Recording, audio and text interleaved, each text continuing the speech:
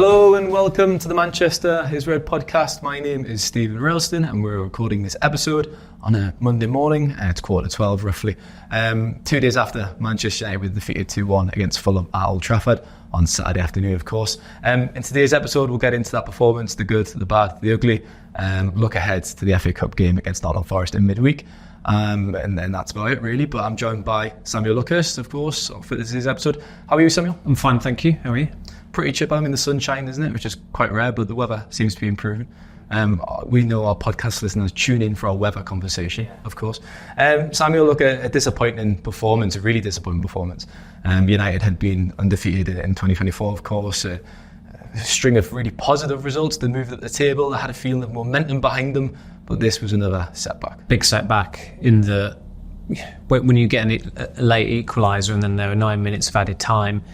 It's ignored. You think, okay, we're 2 steps in. The third step is the Fergie time winner. There was a Fergie time winner, but it went to the opposition, and I don't think that's happened very often at all. I remember Patrick Van Aanholt doing it for Crystal Palace a few years ago, but this one was particularly galling for United in that it was probably the easiest fixture they had in February, and they of course have been winning. I wouldn't say they've been convincing in those wins, but if you're on a run of 4 or 5 wins on the spin, then there's bound to be confidence around the place. That confidence was, in fairness, deflated on Friday with the Højlund news. I think a lot of us just thought, yeah, they're not going to win on Saturday. And even when I looked at the team sheet and saw no Palhinha and Willian, and that was my fault, I didn't realise Palhinha was suspended or Willian would be out, I still didn't have the sense of confidence that United would win this game. There were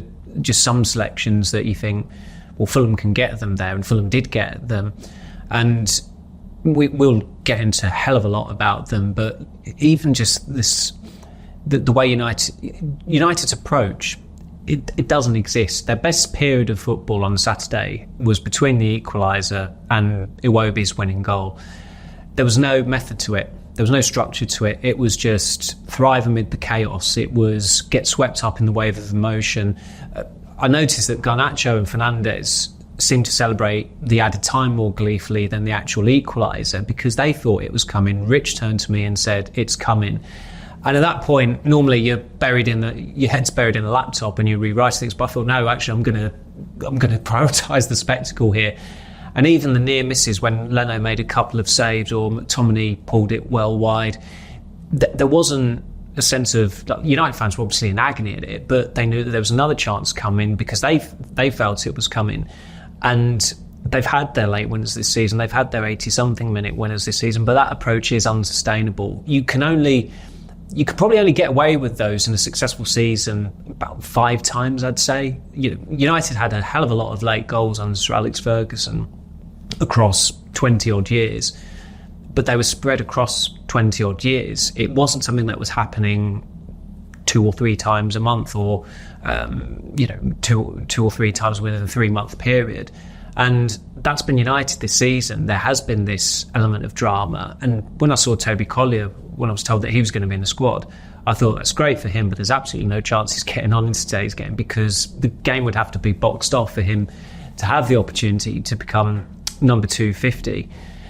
And it's extremely disappointing for United in that they did revert to type, in that the striker is unavailable, the striker who's been scoring goals while they've been winning. Who's the identity of the goal scorer at the weekend? It's a defender.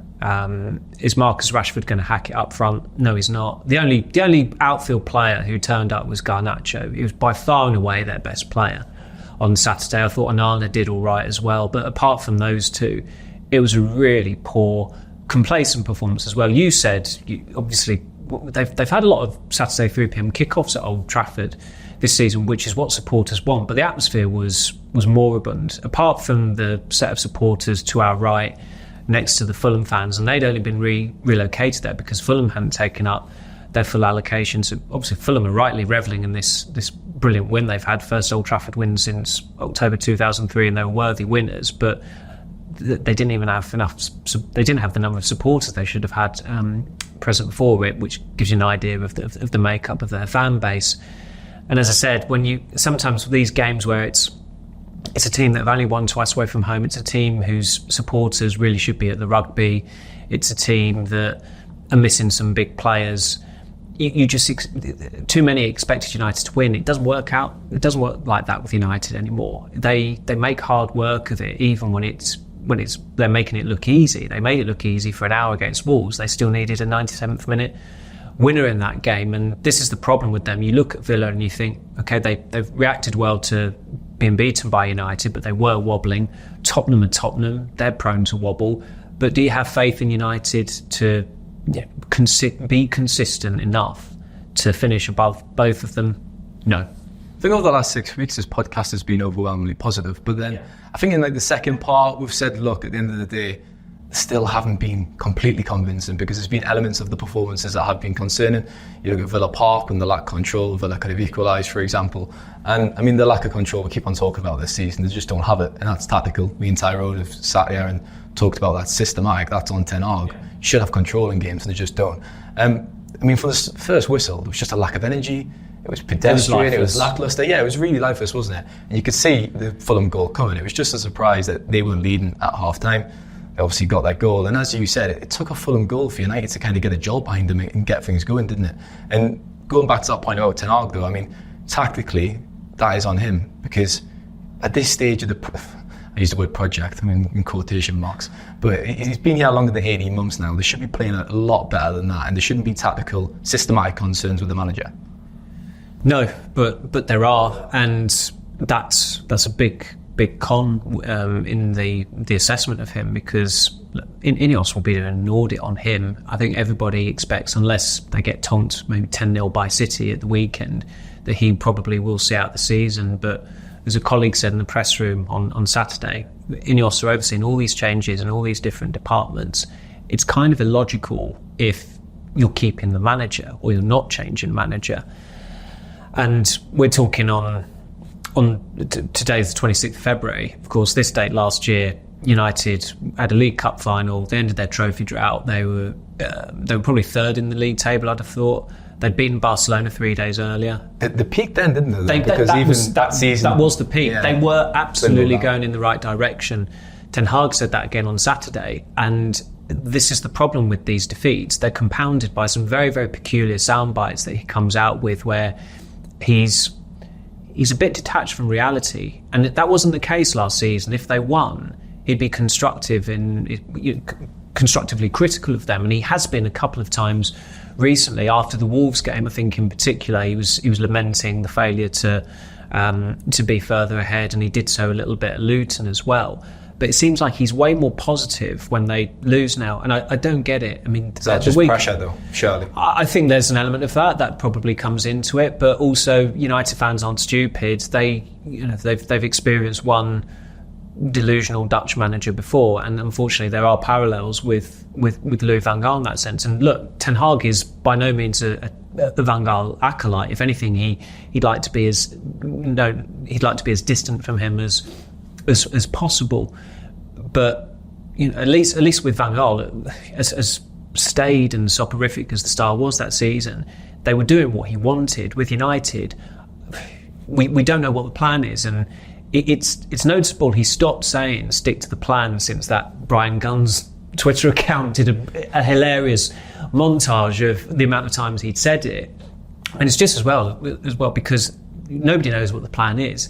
You look at, I think it might have been the turnover from when Varane it was a bit of a hospital pass to Casemiro. He gets robbed of the ball, Fulham break, and should have done better with it. You look where Casemiro's position was and where Mainoo's position was, and it's like, that does not compute. You park a bus in the middle of the midfield sometimes, couldn't you? It's really so easy to ride roughshod over them. And Ten Hag bemoaned, this was also peculiar in that Ten Hag bemoaned Casemiro's withdrawal, which it would have been before Fulham scored, so it was at 0-0.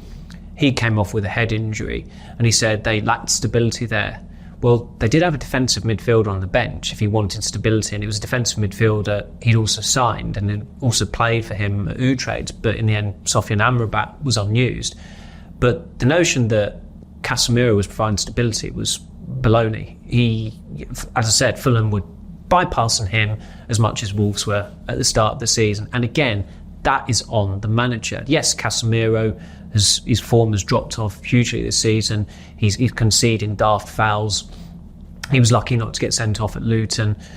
And he has to take, he's heavily culpable for his own performances, but also the manager is not getting the balance right there. And another manager would be getting the balance right. Do you know, it just feels like Groundhog Day? We've been saying this on the podcast for 3-4 months now. I mean, so their wins earlier on the season weren't convincing. It was been a bit of a miserable first half, obviously. Had picked up in recent weeks, but it's very deflating if you're a United fan, that performance. Very deflating. Højlund's absence was obviously very significant. The ball wasn't sticking. He really brings a physical presence, doesn't he? And he's a focal point, especially when Marcus Rashford plays down the middle. We've said it time and time again. He cannot play at centre forward, unfortunately. He likes to play on the left. And he almost, I mean, we've said it plenty of times again, but he sulks, doesn't he, when he plays down the middle? And that was evident on Saturday. And Omari Forson, he got the nod. He started on the right. Very raw, Samuel. I don't know why. Yeah, I don't know why he got the nod. And also peculiar in that he was looking to get out of the club last month. There was an outside chance that he was going to get sold, and then suddenly he's parachuted into the first team. Look, I'm not complaining about someone playing ahead of Antony. I think that's fair enough. Nobody wants to see Antony starting for United, apart from maybe Antony's immediate family. It was his birthday. Representatives. Yes, yeah, that was. My piece just said. In a way, he had probably his best and worst day at United. All these players played ahead of him, but he was completely blameless for the defeat. But Forson I've never watched him and thought, yeah, he looks ready. And it happens all the time with United managers. They will see something in an academy player that nobody else can see. Van Gaal with Tyler Blackett and Paddy McNair, Mourinho with McTominay at the time, Ralph Rangnick with Anthony Elanga. There's not really a classic case so much with Ole Gunnar Solskjaer. He just gave debuts to anyone and everyone in Astana at that time, giving the illusion that they might have had a future at United. And of course, McTominay has made the most of his chance, and he's had a career at United for years. But I don't look at Omari Forson and think that he's going to be a mainstay in the United squad for years. You don't think his few opportunities and appearances recently might have something to do from being out of contract and kind of, look, son, put your arm around you. Yeah, there's a future for you here. That obviously happens a lot of the time, but a manager's got to be selfish. He's got to be putting the players on the pitch who are going to get the result, who are likely to get the result. The problem with that was that in playing him there, it meant that Rashford played up front. Now, I can't remember what our panel teams were, but I mean, this was the quandary. We all had Garnacho on the right and Rashford on the left. I think Ten Hag's talked about the importance of this kind of rhythm. You had Ahmad through the middle, didn't you? Yeah. I had McTominay up top. I can't remember what Rich's choice was.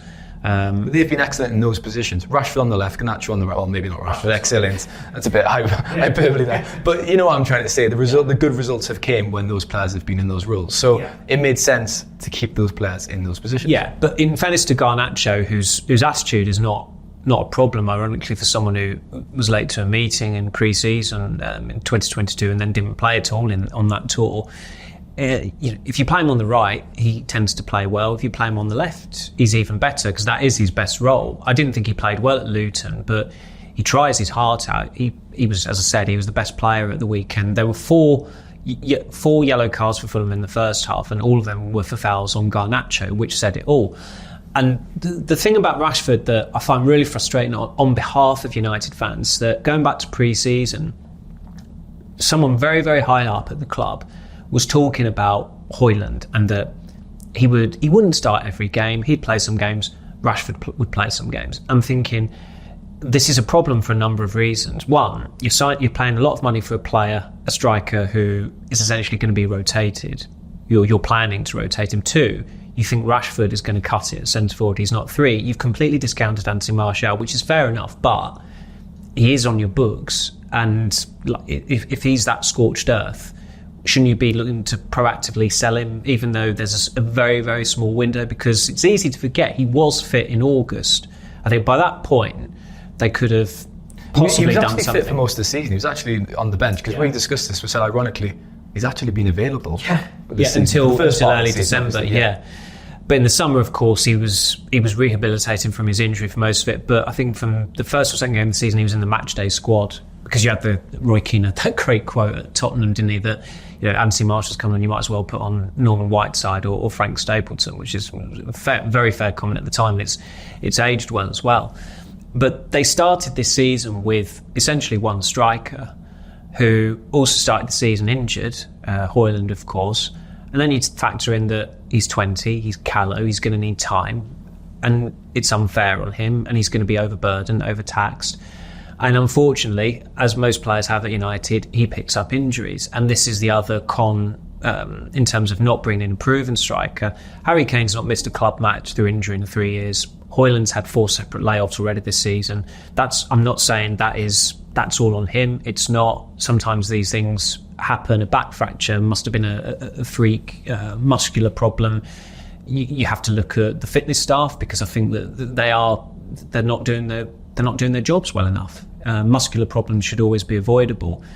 And of course, United they found goals hard to come by last season. So without a striker this season, and with Rashford's form falling off a cliff, of course they're struggling for goals this season. Their goal difference is still, is it in the minus again, or is it 0? I'm not sure it's in the plus numbers again. Back to 0. Back to 0. So it was positive for the first time last week since August, since the opening weekend against Wolves. I mean, you were both for that game, which shows how dire it's been. Yeah. This I thought in the Moyes season alone they'd exhausted ways of, like, the spectacular ways of losing, and all records had tumbled. But no, it seems like they keep on coming. As you say, they keep on tumbling. Casemiro, will touch it in before ending this first part. I mean, Ten Hag kind of put it down to that substitution, as you just mentioned, but he wasn't very good again. That back heel, he lost possession, he dispossessed it a few times, passing, sloppy. You could tell when he got robbed of the ball and he was chased back, thought, I don't want to get booked today. And at that point, you'd have thought, actually, take the foul there and take the yellow card, then you've stopped the counter-attack. Well, someone else wouldn't say that about the second part. But, I mean, with Casemiro, what's your verdict since he's come back? Because, look, we all know last season he was excellent, outstanding. We all thought he was kind of going to be that kind of Bastian Schweinsteiger player. He was world-class. First half of this season... he was not world-class. Last season, I'm saying. Last season. No, Schweinsteiger. No, I'm saying Casemiro was last season. Yes, yeah. I'm saying he could have went into the Schweinsteiger mold, but he didn't. Yeah. And then, obviously, come back this year, he looked at a shade of his former self, picked up that injury, and we all said, look, when he comes back, he's got to pick it up, or maybe a phone call to Saudi Arabia is going to come. But at the moment, it seems like that phone call to Saudi is going to come. I think they need to have not just had phone calls, they need to have had Zoom calls, Teams meetings, flown out there. Yeah. We just talk about a fax machine. A fax. I think that's still relevant, possibly, for formal offers made to a player. Look, I think the most important signing United make in the summer in terms of the playing staff would be the midfielder to go with Mainu, because it's got to be someone who's dynamic, athletic. Ideally you would be cherry picking one of Real Madrid's players, Tchouaméni or Camavinga or Bellingham, but could have been Declan Rice, couldn't it? It could have been Declan Rice. They've had opportunities to get some of these players. They can't always say this reason, that reason, or the other reason. And I don't know who that player is. You have to hope, for United's sake, that they've got a very good idea of who that player is. But they're just so exposed in that area. And talking about the amount, they had it on Match of the Day, didn't they? The amount of shots that they're being faced this season, it's obscene. Sheffield United have actually faced more. It's an obscene number of attempts at goal. And like sometimes if you're playing FIFA, you can, and I've not played FIFA for far too long, unfortunately, but you can. It's stats padding. You just have a pot shot from here, there, or anywhere. But with United, it's every time they're gifting chances. And as Rich said, they're a team that rely on the counter attack, but they get countered. And Fulham countered them a lot of times before they finally got it right. And then in the 97th minute with Iwobi's goal, because the structure of the team is just not right. And I think we all agreed when Casemiro came in that he was during that period where they had the mini winter break and there was a sense they were going to have their strongest players back. Of course, Casemiro would go in with Mainu because they hadn't started a competitive game together. And Casemiro has benefited Mainu. He's had some brilliant performances for United, primarily away from home. He's played a bit more advanced. But it's still not ideal. And you're still looking at Casemiro and you think he's got 2 years left on his contract. On the salary he'll be on as well, can you justify him being a first teamer next season? The answer is no. There's got to be an upgrade there. He is starting to to show his age. He is performing as we feared he would perform in his first season, when he was, as I said, he was outstanding. He was talismanic. I thought he was United's best player last season. But the drop-off this season, he's not the only one who's had the drop-off. It's been stark. And this is the problem United have got. There were just far too many players who performed really well last season, who are underperforming this season, the manager included. And if that happens, you're going to fall down the table. Well, last season was built on a fantastic defensive foundation, and Marcus Rashford scoring goals, scoring for fun. Yeah. So, and neither of those have happened this time around. No. As you say, the in terms of their top 5 outstanding performers last season, you'd have had Martinez, Casemiro in there, probably Varane in there. Those are 3 defensive players already. Wan-Bissaka had a pretty good second half of the season, another defensive player. In terms of the attacking players, I thought Fernandes was good last season, and Rashford obviously was. But of those regulars, it was only really those 2 of the front 6 players who had really, really, fine seasons, you would say. It was built on a very solid defensive foundation, and already that's going to have to be rebuilt in the summer. That'll be it for part 1, and we'll be back in a moment for part 2.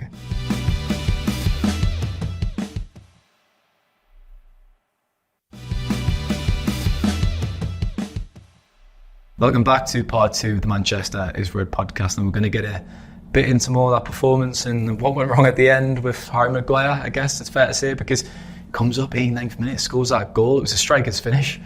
He is a goal threat, to be fair, and he always looks capable from corners, doesn't he? But we were just discussing how Fulham actually scored in added time, because the ball was at a front. I didn't actually realise, I thought it was for a counter-attack at the time, typing away. But the break forward, and Maguire, he actually has 2 opportunities to bring down Traore, I think, to begin with, and Traore bursts a bit forward, and he could have done it again. Obviously, Maguire was on a yellow card, so it would have meant he was sent off. I guess it's easy to say in hindsight, but it would have been the sensible thing to do, because it probably would have prevented a defeat. Well, it would have probably. Well, even without hindsight, I remember thinking at the time, when Traore was within reach, I was just thinking, you've got to take him out here, because no one's catching him. And I know he can be erratic, Traore, and he might not make the pass, but at the corner of my eye, I could see Fulham players overloading United on that side. And I thought it's difficult. It'd be difficult not to. You'd have to do something really wrong not to find a teammate there, and he had to do it, Maguire. And look, it's not all on him, that goal, but he is heavily culpable for it, because he gets too tight to Muniz. This was what United were doing. They were playing on emotion. They were thriving on the chaos. There was no structure to it. It was, we're Man United, we've got a late equaliser, we're in Fergie time, we're kicking the door to splinters, it's coming, we're going to get the ball. Wasn't it? Yeah, absolutely. They overcommitted, they were out of position. Ten Hag said about a player being out of position, which might have been Lindelof, because it looked like he cramped up when he was the one who conceded the throw. Well, we were just talking about that, because Ten Hag diplomatically discussed what went wrong with that goal, and he said, there was someone out of position, it's up for us to coach him better. And I've kind of watched it back, and perhaps it is Lindelof, but he picked up cramp or an injury, so is it hard to blame him for that? Yeah, well, and also Lindelof, he didn't play well at the weekend, but it was a bad pass from Fernandes, and he slides towards the ball to keep it, to prevent it from going out for a goal kick, so it goes out for a throw-in. And he got a round of applause for it. One, for the commitment. Also, United fans thought, well, we've got them penned in. Exactly, you shouldn't be conceding. We've got them penned in their own corner, right by the tunnel at the Stretford end. We'll get the ball back here and we'll create another chance. And Fulham played it brilliantly. I think it was Castagna who took the throw in. Muniz holds it up, lays it off, ball goes to Traore. Traore goes from 0 to 60 in God knows how many seconds, and it was a really good finish from Iwobi.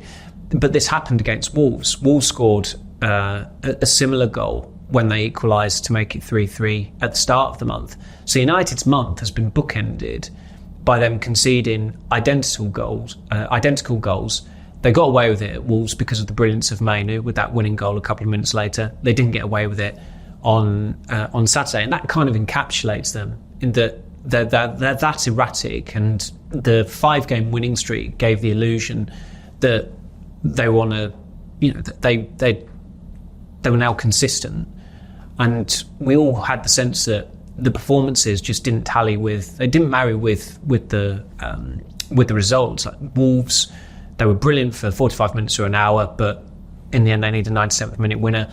I thought West Ham were actually quite good at Old Trafford, but United were efficient. It didn't feel like a 3-0 win, but it's a good 3-0 win.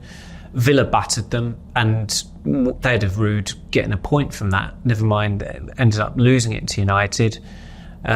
Luton unnerved United in the first half, and they could have had a last minute equaliser, even though United had a lot of good chances on the counter in the second half. So there's not been one game where you thought, yeah, they've really cracked it here. Because even the West Ham game, which was a rare, relatively straightforward one to right, where they won 3-0, West Ham had chances.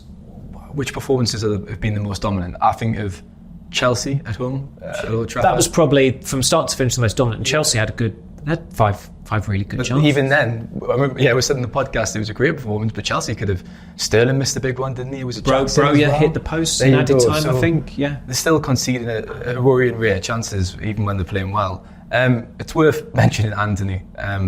He came on for the pitch for the last 45 seconds a minute. 86 million signing from Ajax. He's been here now for 18 months as well.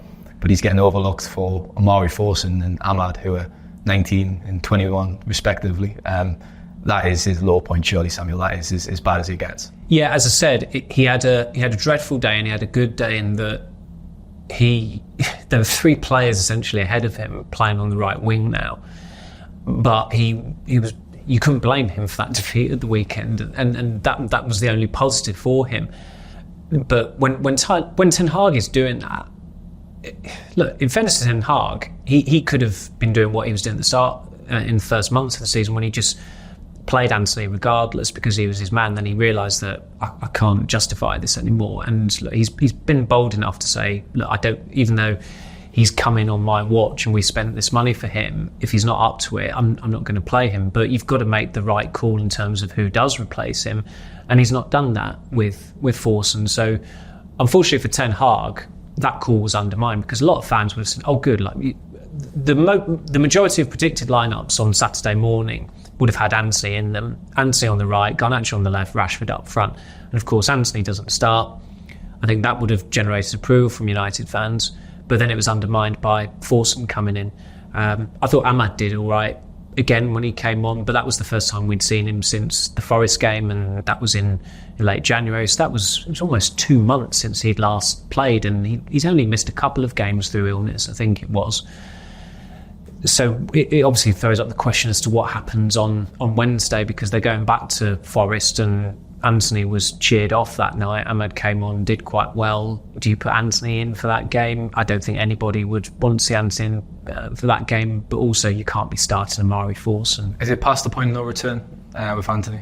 You never want to write a player off, because it does feel quite unfair. I have written him off. Yeah, I know. We've said it a few times on the podcast, but he's just shown far too little. I mean, he's not got a goal or assist in the league this season. It's February. It's almost March. Look, there are more SEC filings in a day from United than there have been Premier League goals from Antony. He's not scored a Premier League goal since, coincidentally, Forest away in April last year. He's got 1 goal this season. He's got 1 assist this season. Both of them came against a League Two team in an FA Cup tie. If the evidence is just completely, it stacks up as to exactly. And this is the tragicomic thing about United as well, that it does right itself. Like, as I said to Rich on Friday, the last time they lost a game was the last time Højlund was absent, and of course Højlund's absent on Saturday, and they lose for the first time since that Forest match. So it's, as I said earlier about, they records still tumble with United. They also have these very original ways of writing bad headlines or writing bad pieces for to come with a defeat. In terms of what the defeat actually means for Ten Hag, we kind of alluded to it in the first part, and the tactical concerns that we all have and that we see each week, unfortunately. We said he was auditioning for his job in the next 3 months. And results are all well and good, but I think we made the point that the performances and the sustainability of the performances has to be better. So the pressure is really going to start cranking up. I mean, London Forest midweek, then Man City, it could be a huge 7 days. It's a huge week, because the FA Cup is the only trophy they have left to play for, and a derby is always huge. It doesn't feel like that big a derby at the moment, and it probably still won't at the weekend, purely because City are so far ahead of United. And I think earlier in the season you had the poignance of Sir Bobby Charlton's recent death. And of course Francis Lee just passed away as well. So there was some poignance attached to that. But unlike the second league derby last season, when the teams were neck and neck, it's completely different now. Already United have fallen away hugely. And this could be the week where it does really turn against Ten Hag. I think there needs to be a managerial change at some point this calendar year. I've stopped short of writing the piece that he should be sacked, because who do you bring in at this point? You can't do the Ralph. Well, I think we've all agreed he probably doesn't feel like any else's man, but for right now, it's not made any sense to sack him, because there's no point getting into him, as you said, and there's no replacements out there. If you actually look at the managerial market, there's going to be a merry-go-round in the summer, isn't it, with top managers? I think there was, I can't remember who wrote it about Crystal Palace, and they said that there was, on Graham Potter and Steve Cooper's part, there was a reluctance from both of them to go into a job mid-season. And I imagine they were and those two obviously don't have a job at the moment. And I imagine that's the case with a lot of managers who will probably be back in employment next season, that they want to come in May and then hit the ground running, have a summer, a proper pre-season, rather than come in. It's a massively sad state of affairs that probably the main reason to keep Ten Hag in his job right now is because there's not a lack of alternative, just for the sake of it. It's another. It reflects damningly on him as well. But that's, sometimes you just have to play the politics of it. And look, is there a break clause in his contract regarding Champions League qualification? Because if you don't get Champions League qualification as a Manchester United manager, usually that means you're toast. The only exception was Solskjaer, and that was because he was appointed permanently in the March. And I think they probably underestimated how drastic the spiral was about to be. It was, of course, after he was made permanent manager that they lost. What was it? I think they only won 2 of their last 12 games that season. So the timing was, I mean, everyone knows they made the wrong decision in making him permanent manager in the March anyway. But with Ten Hag, look, if you're looking at last season, which was a successful season, and he keeps on referring back to it as well, which I don't think is really helping his case. But the trajectory was good. They'd won a trophy. They'd got to another final. They'd finished third. If you're finishing lower in the table, if you're finishing outside the Champions League qualifying places, if you've not won a trophy, and if you've had all these defeats this season, I mean, how many defeats they had? I think they've had 15 defeats, it might be. 10 and 26 in the league, and 2 draws. But obviously, all competitions, you look at it and it's almost 50-50. Yeah. Almost. Yeah. And there's no... They've not mastered his style, whatever that is. His signings have been really bad, by and large. It's stacked up against him. He's, you were hoping for his sake this February period would be the period where it galvanises the team, and it coincided quite well with the with Ratcliffe getting regulatory approval and then coming on board officially and being present in Manchester as well. But I think it's a really tall order for United to try and recover now and get the number of points that would be required to finish above Villa and Tottenham. As flaky as those two teams could be, because as I said, Villa they were wobbling before United turned up at Villa Park, and Tottenham are Tottenham. They're always prone to throwing it away, but Spurs don't have any European football, which will be a big advantage. It will also be pressure on them as well, and we know that they don't deal with pressure, but they're not coming up against, it's not like Manchester United are this behemoth who are lurking, who are ready to gobble everyone up. It doesn't work like that anymore. I mean, you look at Tottenham's game last month, it was 2-2 obviously, and they rocked up to Old Trafford without their best players, played them off the park. Fulham have just done it again, no Pauline, no Willian, played them off the park. Tottenham are on 47, so United are obviously 3 behind, but Tottenham was engaged with Chelsea this weekend, so they've obviously got a game in hand. So potentially if they win that, obviously United could be 6 behind 5th. There's obviously the quirk this season that there could be a Champions League place in 5th position, depending on how English teams perform in Europe. So that would look even worse, wouldn't it, if there is an extra Champions League place and United still don't get it? Look, I remember when Liverpool were mocked for finishing third in 2001 and getting Champions League football. Like it was seen as a joke that 3 teams from a country could qualify for a competition called the Champions League, and you're rewarded in the third place. I mean, I think it's preposterous that finishing 5th in any league should be rewarded with Champions League lucre, and I don't necessarily think it should spare a manager either. In Ten Hag's case, it's like it's not so much taking the back door into Champions League. You're going in through the cat flap there. It would be embarrassing. We've made the point multiple times. There's no point in going back into the competition and crashing out in the group stage. And United have done that far too often in the last 10 years. They did it under Solskjaer. They did it under Van Gaal, and that's another valid point. When you go in the Champions League, you've got to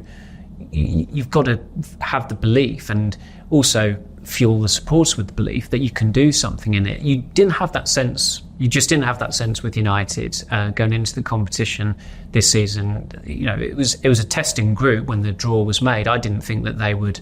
They'll finish second because Bayern Munich will finish first. There were clearly some very testing away games. I thought that. Did you think? Maybe naively. Yeah. Come on, I mean, I didn't expect Galatasaray to win at Old Trafford. Copenhagen with the surprise package, they were actually so well organised. And it's bizarre because they're struggling in their division around the league. Their manager said after they beat United, he said that was our weakest game of the 4 they'd had in the Champions League at that time. Jakub Niestrup, I think his name is, who's like very, very impressive coach. I think there's every chance he'll end up in England at some point. But as you say, it's yesteryear. And I know it's easy to hark back to the past, but yesterday it was a foregone conclusion that United would get out of the group, and it was just a case of how deep they'd go into the competition. And again, it doesn't work like that anymore. I think at the start of Ten Hag's reign, we used Arteta as an example multiple times and talked about this kind of rebuilding patience. Look at what Arsenal are doing in the Champions League now. I actually think they'll go quite deep in the competition, providing I know they lost 1-0 against Porto. You'd still expect them to turn it around against Porto. I think they were a proper team this season. No away goal rule or anything like that. So that'll be it for part 2, and we'll be back in a moment for part 3.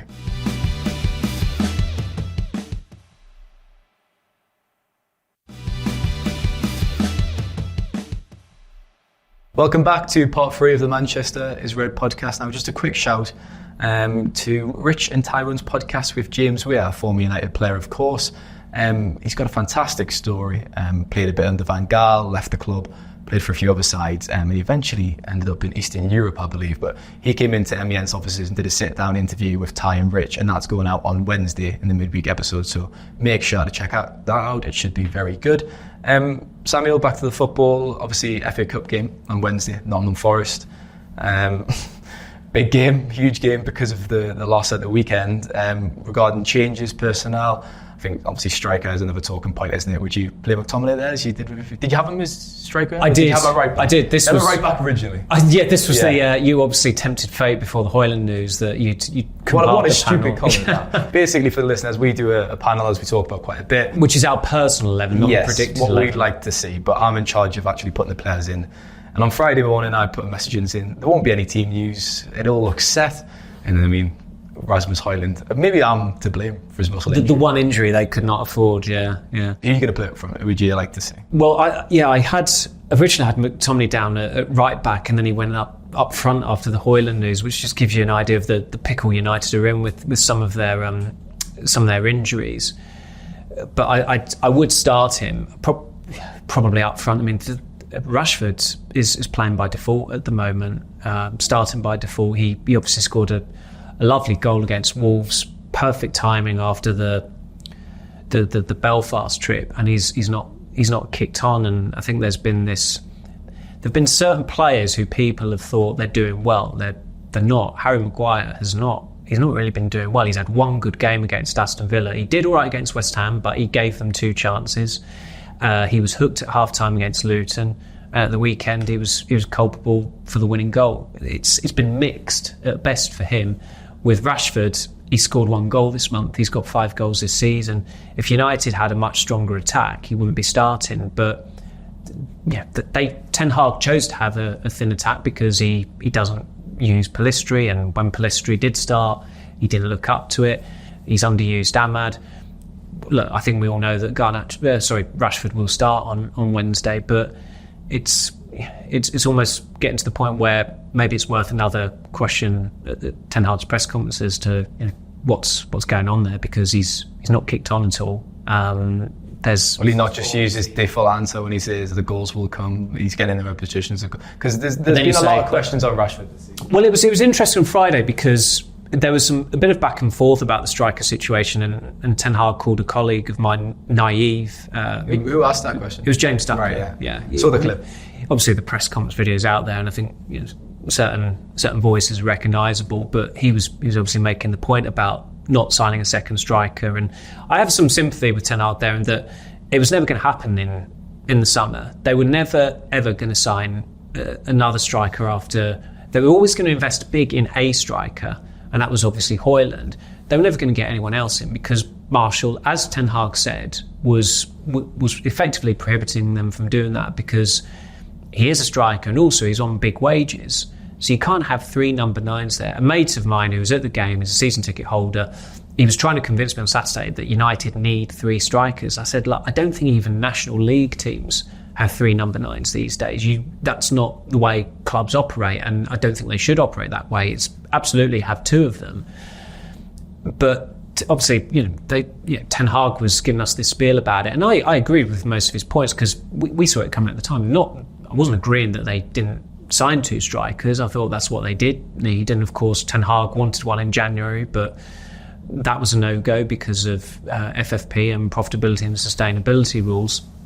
Because they've spent such an obscene amount in recent years and had such it's not computed with the poor returns they've had on sales as well, and now they're in this mini crisis again. Certainly a striker crisis because they don't have one. The only out and out striker they've got available is Charlie McNeil, isn't it? We've discussed that. He obviously had a stint at Stevenage which didn't work out. He's come back. I think he had a knock. He only came on from the bench against City's under 21s, and he didn't look very sharp when he came on. I think it's fair to say as well. His contract must be up in the summer, mustn't it? Possibly. I think when you look at that youth cup group, obviously he made his debut shortly after. He's not really kicked on. Obviously you've got Garnacho, Manu, Go. I'd fancy Go to kind of have a better career than McNeil as things stand anyway.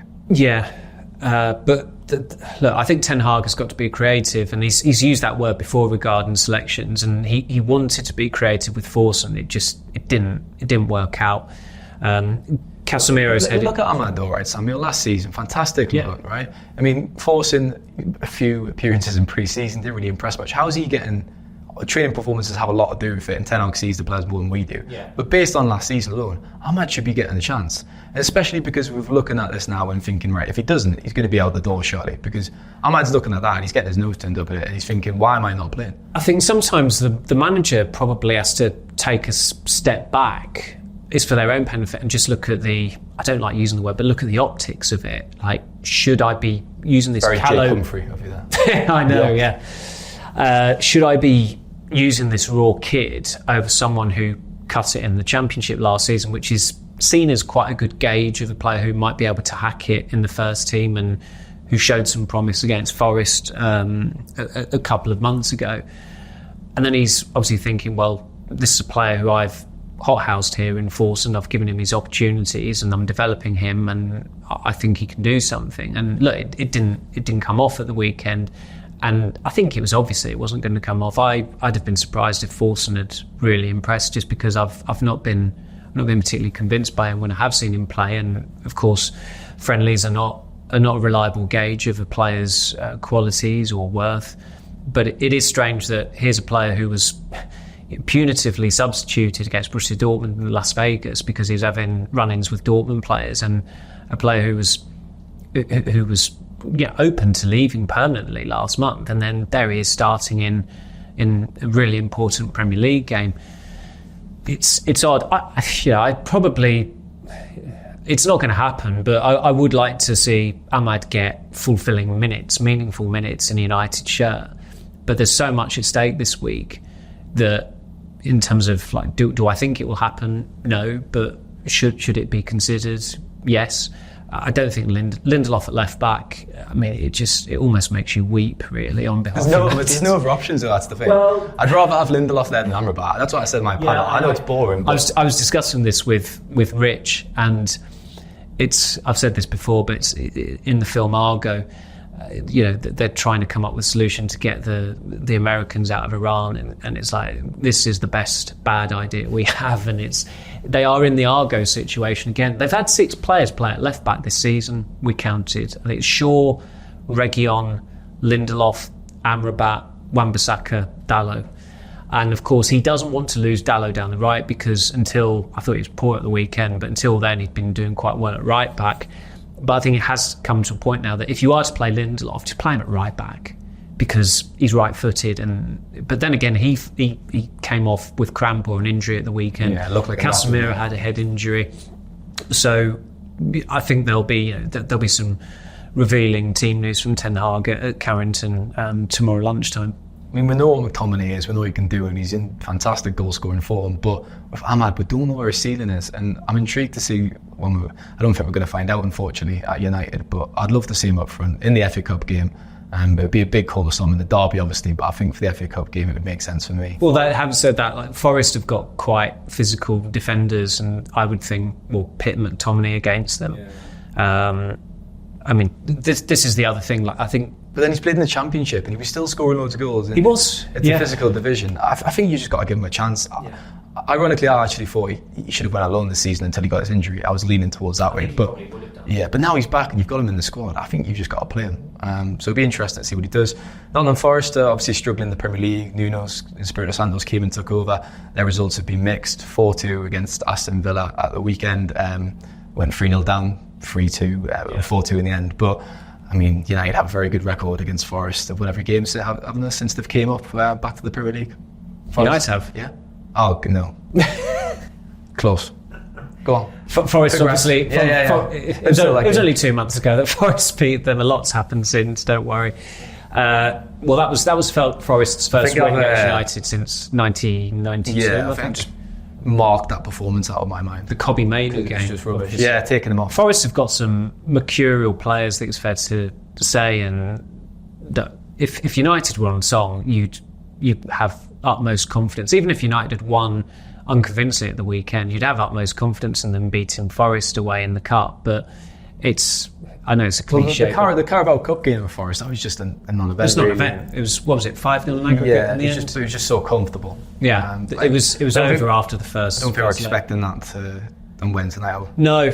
Well, this is the thing with United. They very rarely win, by a 2-goal margin as well. I think that's happened 5 times this season. It has happened a few times in cup games, if supporters are seeking an omen.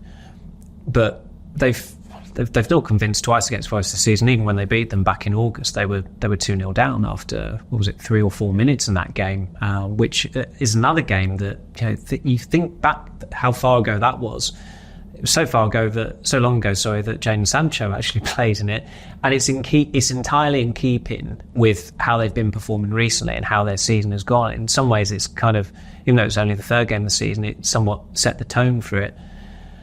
It's as cliched as it sounds. This tie on Wednesday could go one of 2 ways. That there are players at Forest. You can see Elanga getting himself up for it. He played pretty well against United at the City Ground in December. If Forest hit their cues at the right moments, it could be their night. They'll be smelling blood.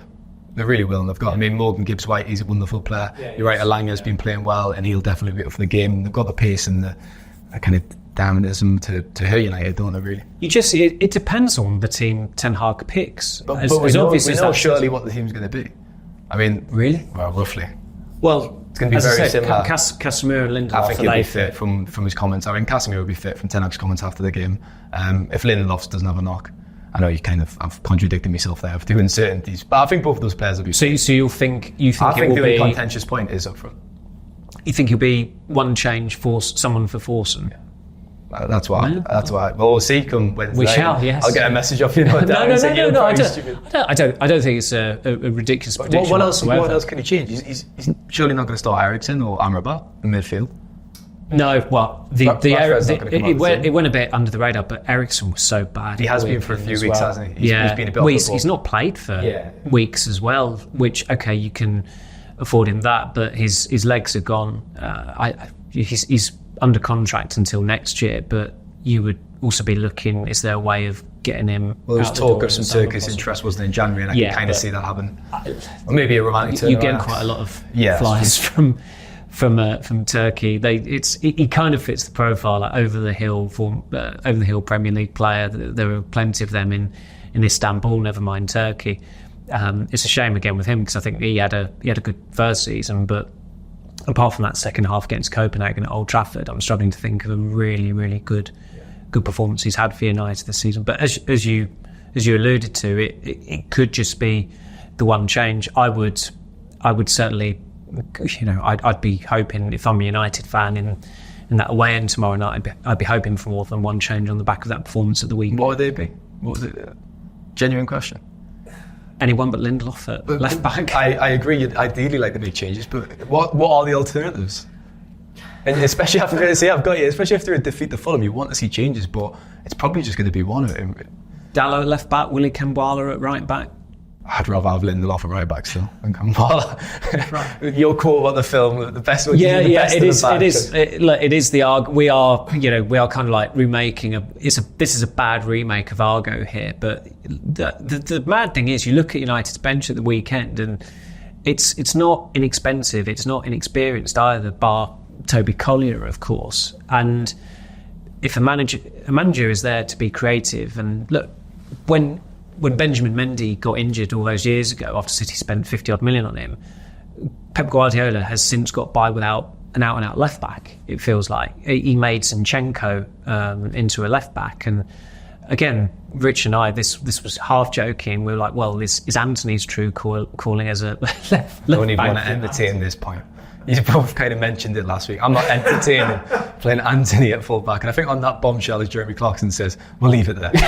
Thank you very much, Samuel. Thank you very much. And thanks to listeners. We'll be back on Wednesday and for a special Derby pre-podcast on Friday afternoon. Take care.